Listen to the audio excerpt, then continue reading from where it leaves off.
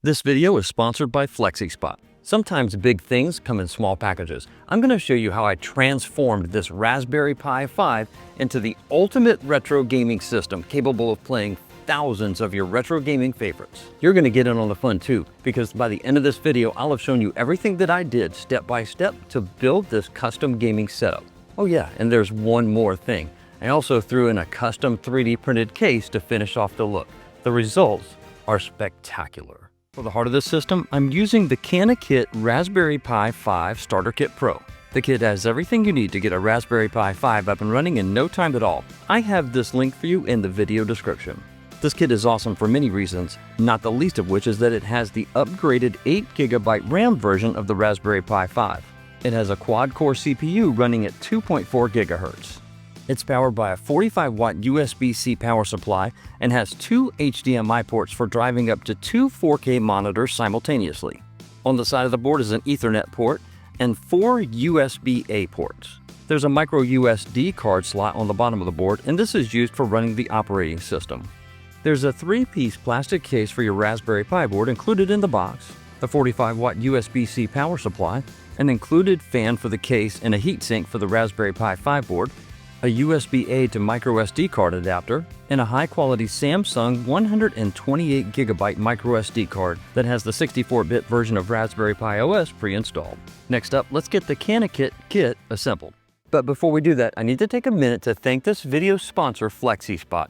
You see, like millions of people around the world, I've been diagnosed with diabetes. This was me back in 2001 at age 29. I was 60 pounds overweight at 206 pounds, my diabetes was undiagnosed, and I was in trouble. Today at age 52, exercise along with proper diet and medical care have got my diabetes in check, I've dropped the 60 pounds, and I check in at 155 pounds. Walking exercise has played a key role in that success, and products like the FlexiSpot 2-in-1 treadmill and running machine have helped me meet those goals. It is this great information center that tells you how long you've been walking, how fast you're walking, how far you've walked, and how many calories you've burned. It has a remote control for controlling its motorized operations, and the remote stores away neatly in its magnetic holder. There's even a tablet holder for watching your favorite content while you work out. The reason it's called a 2-in-1 is it lets you drop the top bar down so that you can put the treadmill under a desk and work out while you work. It has a 264-pound weight capacity, comes with a shock-absorbing running belt, and has a 2-year warranty. It has wheels on the bottom of it, and it's lightweight and easy to move so that once you're done working out, it easily folds away and stores under a bed or couch. You can get the FlexiSpot 2-in-1 treadmill at the link in the video description. Thanks again to FlexiSpot for sponsoring this video. First step in the assembly of the Raspberry Pi 5 kit is to remove the protective film off of the thermal pads on the bottom of the heatsink. Flip the heatsink over and you'll find that those thermal pads line up with 5 chips on the top of the Raspberry Pi 5 board. Put the heatsink in place and just press gently in order to secure the heatsink, the thermal pads, and the chips together. Follow the 2 small rows of metal pins on the board, called the GPIO pins, to the end. There's a small white socket here with 4 pins on it. This is where the fan plugs into. To connect the fan to the Pi board, make sure the yellow wire faces the outside of the board, and then just push the plug into the socket to secure it in place. Remember how I showed you earlier that there's a microSD card slot on the bottom of the Raspberry Pi board? This needs to line up with the open slot on the bottom piece of the case. So to do this, you can just push them both in one direction, either right or left. Left is what I've done here. Put the board in at about a 15-degree angle to make sure that the microSD card slot goes into the slot on the bottom of the shell, and then just slide it into place and lower it down. The case comes with a middle frame piece. You'll know which way to orient the middle frame piece by just looking for the cutouts for the Ethernet and USB ports on the middle frame, and then just match those up to the Ethernet and USB-C ports on the Raspberry Pi 5 board. You just lower it right over the top of everything, and then just push it down into place to secure it in place. The fan attaches to the bottom of the top by just being pressed into place by 4 friction-fit pulls on the underside of the top. Make sure that the 𝐃𝐈𝐒𝐿 logo faces you when you put the fan in place. Now you can lower the top of the case down onto the mid-frame of the case and just press it gently down in order to secure everything in place. Now that the case is built, let's get the micro SD card prepped and ready for some retro gaming goodness. I've consolidated down all of the hard work of setting up RetroPie on a Raspberry Pi 5 model into one single download link for you in the video description. You don't have to do any of the terminal work or any of the pre-setup for RetroPie anymore. Everything you'll need to get it set up on your microSD card is included in one single all-in-one file download. Scroll down on that web page until you see the green download button show here. Hover over it and click on it to download the all-in-one zip file to your computer. Now that you've got the all-in-one file downloaded, let's take a look at the contents. Open up a new File Explorer window by right-clicking and selecting your Downloads folder. You'll see an all-in-one file here in .zip format. Right-click on that file, select Extract All, and then select Extract in the bottom right corner to extract the contents.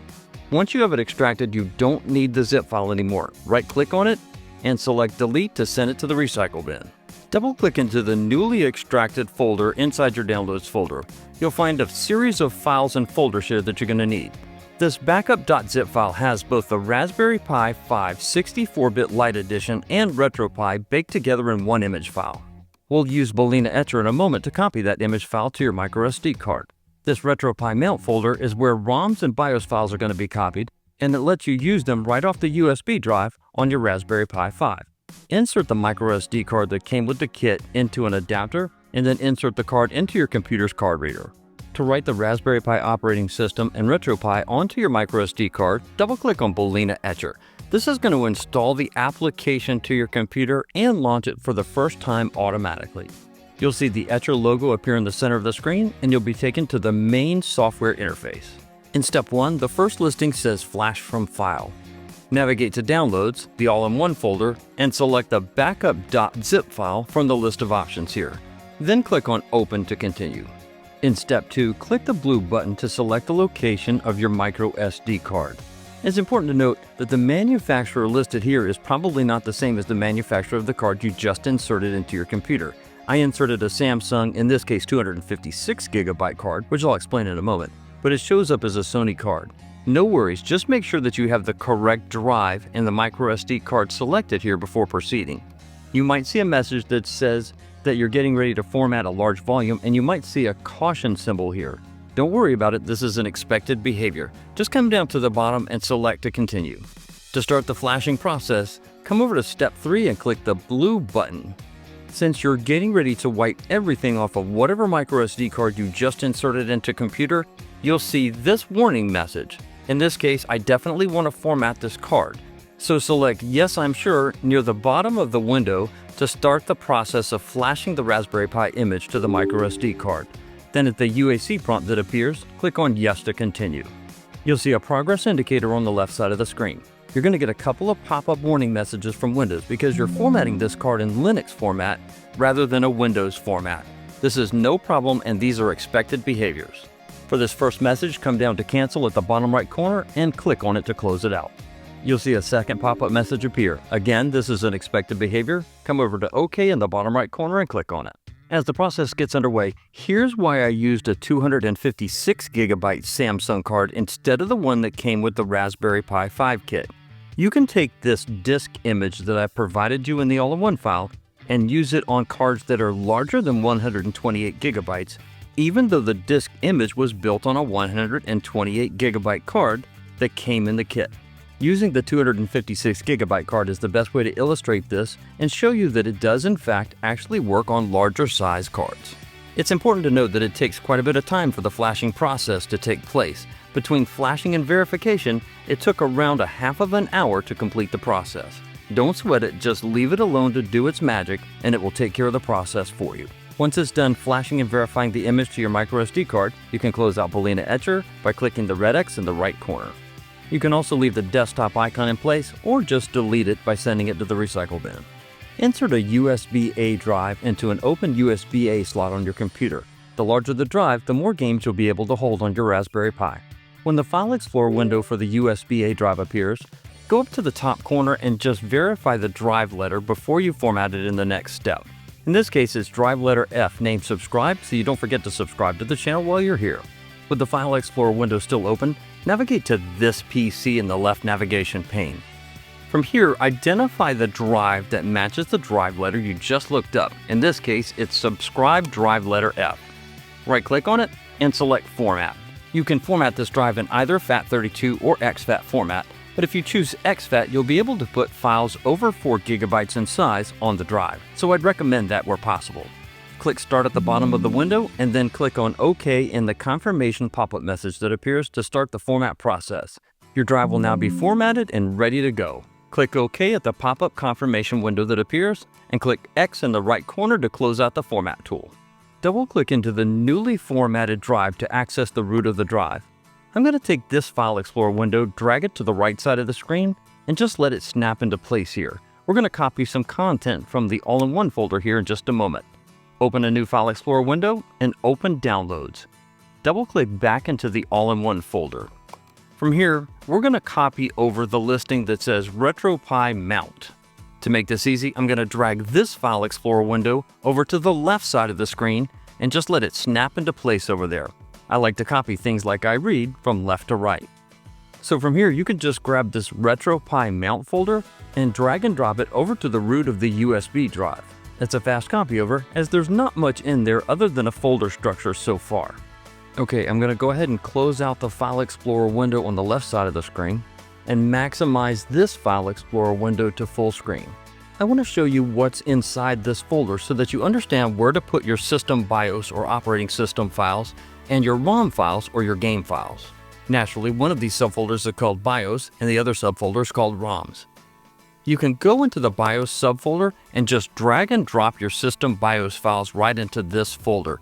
Typically speaking, they don't have to go in any subfolders. You can just drag and drop them into the root of the BIOS subfolder. Some systems require BIOS files and some don't. I've got a link in the video description to help you sort out which systems need BIOS files installed here.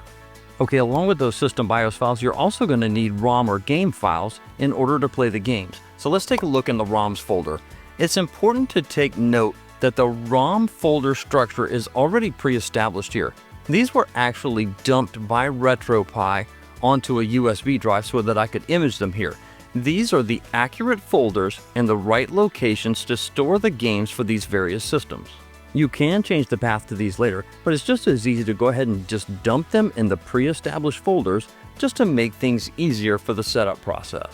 Okay, now that you know where to put the system BIOS files and the system ROM files in those subfolders, I'm going to go back one level in the navigation structure back to the folder called RetroPie Mount. Since I like copying things from left to right, I'm going to take this File Explorer window and snap it over to the right side of the screen in place. I have a folder called Demos saved on my computer that I use for YouTube demos.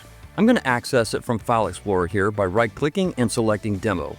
I'll drag this File Explorer window over to the left side of the screen and snap it into place there. I already have those folders called BIOS and ROMs pre-saved here, and they have the correct folder structure to drag and drop directly over to the USB drive for RetroPie. So in this case, all I have to do here is just copy these two folders, don't drop them into one of these subfolders, drop them outside of the subfolders onto the root of the USB drive, and then just drag and drop them right in place. If you don't have things set up on your computer this way to move your content over, don't worry. Just drag the BIOS files into the BIOS folder on the USB drive and the ROMs into the appropriate subfolder inside the ROMs folder on the USB drive. Once everything's copied over to the USB drive, you can close out any open instances of File Explorer windows by just clicking the red X in the top right corner of each window. That's everything you have to do with the computer. You can transition over to the Raspberry Pi at this point for the rest of the video. Remove the microSD card from your computer and insert it into the bottom of your Raspberry Pi 5. Insert one of the two included HDMI cables into the HDMI 0 port on your Raspberry Pi 5. That's the HDMI port that's just off to the right of the USB-C power port. Next up, plug in a wired USB controller into your Raspberry Pi 5. You can use a wireless controller, but you'll need to plug it in wired to start the process so that you can configure the controller and map the inputs as the first step that you're going to have to do as soon as you boot the Raspberry Pi 5. Since the Raspberry Pi 5 came with a black case, I'm using this black 8-bit Ultimate Bluetooth controller to connect to the Raspberry Pi 5. But I'm going to do it with a wired connection because you're going to need a wired connection to get the controller configured from Jump Street. After that, if you want to pair it as a Bluetooth controller, you absolutely can. And finally, go ahead and plug in the USB-C power supply into the USB-C port on the Raspberry Pi 5 and plug it into the wall to fire up the system for the first time. The first time that you launch this image on your Raspberry Pi, you'll be prompted to configure your controller. This is why you need to have a wired controller to get things started off. It's not set up for Bluetooth access yet, and you would have to do that independently of this guide. Press and hold any button to access the mapping setup. From here, it's just a matter of pressing the buttons, triggers, shoulder buttons, D-pad, and analog sticks in the directions and locations that you want to map out your controller.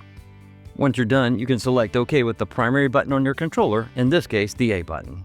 This will take you to the main interface of RetroPie, which is based on Emulation Station. From the main interface, select RetroPie from the menu with the A button. This will access the main menu of RetroPie. First up, let's go ahead and get wireless internet working. Use either the D-pad or the left thumbstick to scroll down until you get to the listing for Wi-Fi. It's all the way at the bottom of the menu choices. Then select Wi-Fi with the A button to launch the Wi-Fi configuration tool. The very first listing inside the configuration tool says Connect to a Wi-Fi network. Select it with the A button on your controller, and your system will start a scan for any local Wi-Fi networks available to the Raspberry Pi 5. In this case, it found one called IFFTU, which is mine, which of course it stands for I Fight for the Users. Select your Wi-Fi network with the A button. Now you'll be presented with a virtual keyboard that you can use with your controller. Enter your Wi-Fi password here and select OK at the bottom to continue. You'll see a pop-up message notifying you that your system is attempting to connect to your wireless network. Once that process is complete, you'll be taken back to the main configuration menu, but this time you'll see confirmation data at the top of the menu that your system is now connected to the Wi-Fi network, and you'll get an IP address. Now that you're connected to the Wi-Fi, press to the right to go from OK to exit and press the A button. You'll be back at the main menu. Use the D-pad or left thumbstick to scroll up until you get to the listing that says RetroPie Setup. Select it with the A button to launch it. You'll see this warning message appear on screen. Just make sure that OK is highlighted and selected with A. Let's make sure that any updates that have come out since this image was created get installed to your system. Use the D-pad or left thumbstick to scroll down to Update and select it with A. You'll be asked if you want to download and perform online updates to your Raspberry Pi installation. You do, so make sure you take the D-pad or the left thumbstick and change the bottom setting from No to Yes. Then press the A button. Any available downloads will be fetched and prepared for installation to your microSD card. Once the process is complete, the RetroPie Setup menu will automatically restart. Just like before, when you see this notice, make sure that OK is highlighted and press the A button to select it. You'll be asked to confirm if you want to install the downloaded package files, and you do. Make sure that Yes is selected and press A. Quick, make sure you write all of this down before it scrolls off the screen. Haha, just kidding. You don't have to write down or read any of this. It's just Linux code that's running in the background to do the necessary updates for RetroPie. These updates actually go on for quite a while, so I'd say just don't touch anything on the controller, leave things alone, go grab yourself a cup of coffee or even a snack, and then come back when you see the blue screen indicating that things are done. And just like that, the installed packages have been updated successfully. Make sure the highlight's on OK and press the A button. You'll be back at the RetroPie Setup main menu.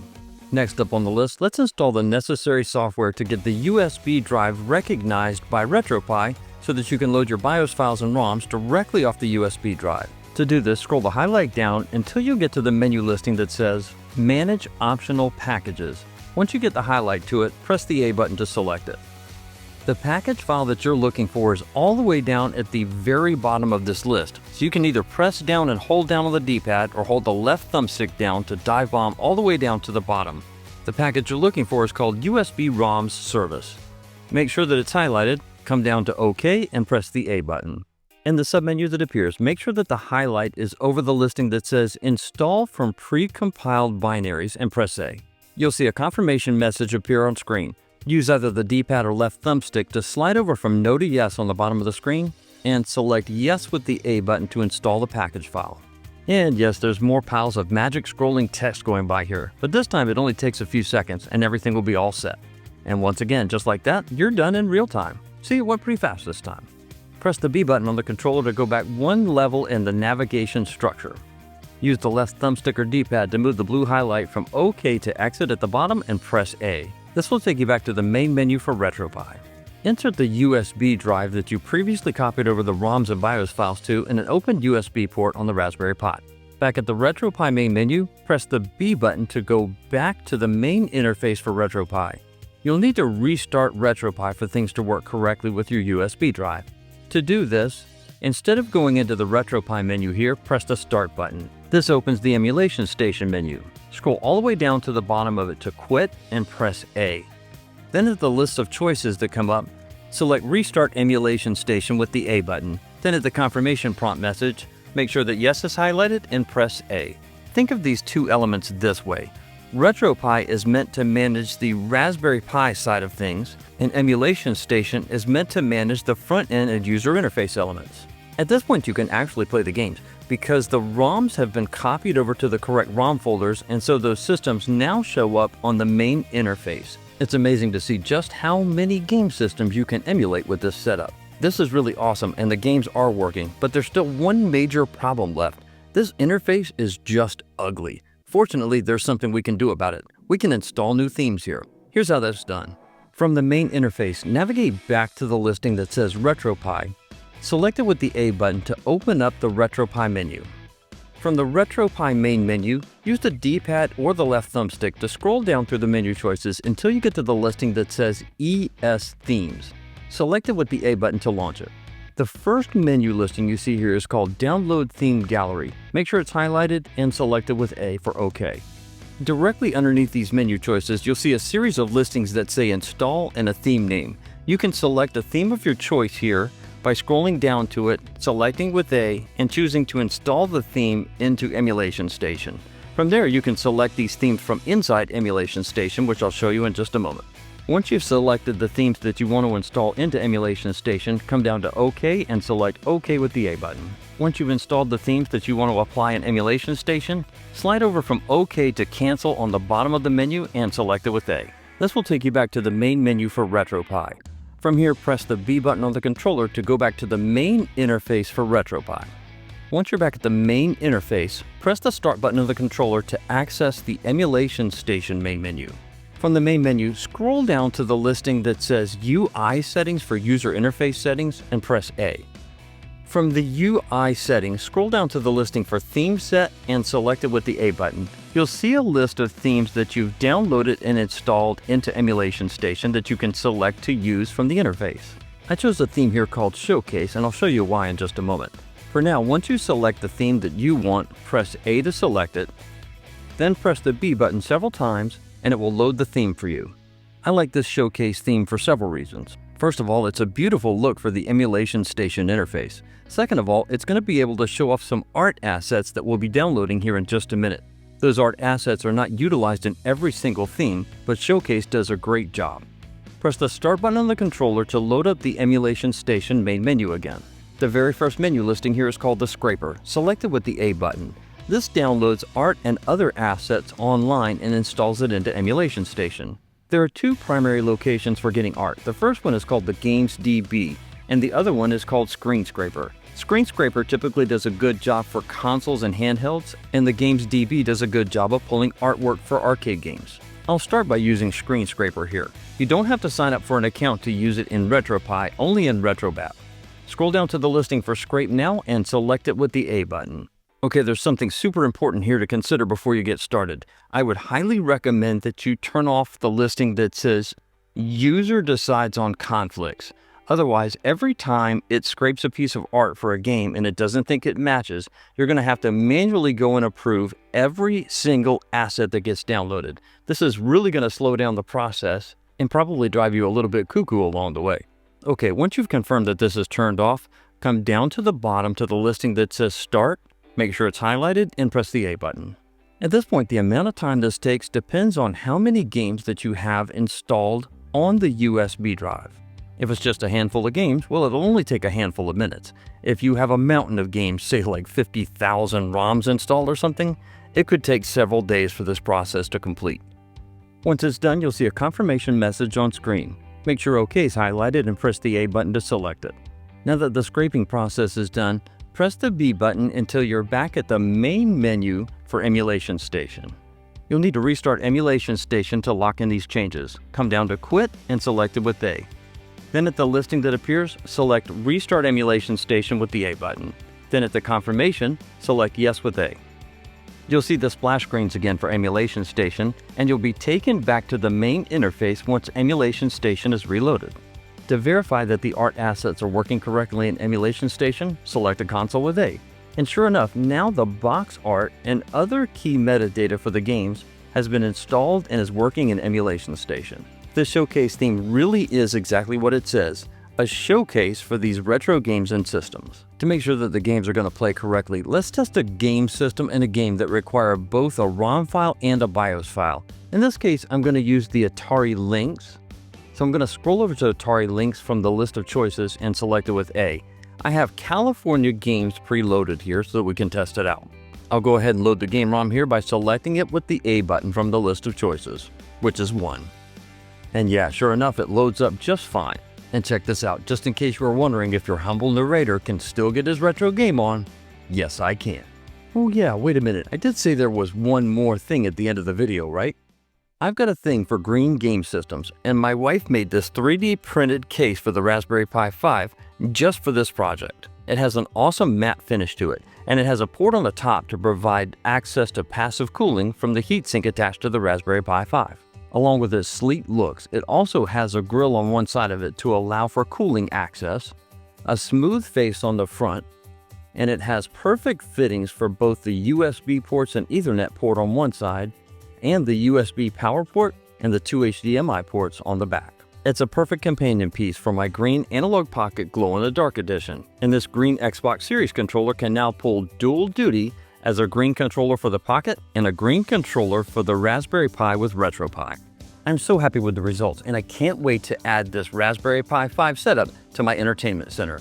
But if you don't want to build a Raspberry Pi and you've got a PC, you can set up RetroBat instead. This video shown on screen will help you set up RetroBat on your Windows-based PC in no time at all and start reliving your retro gaming favorites.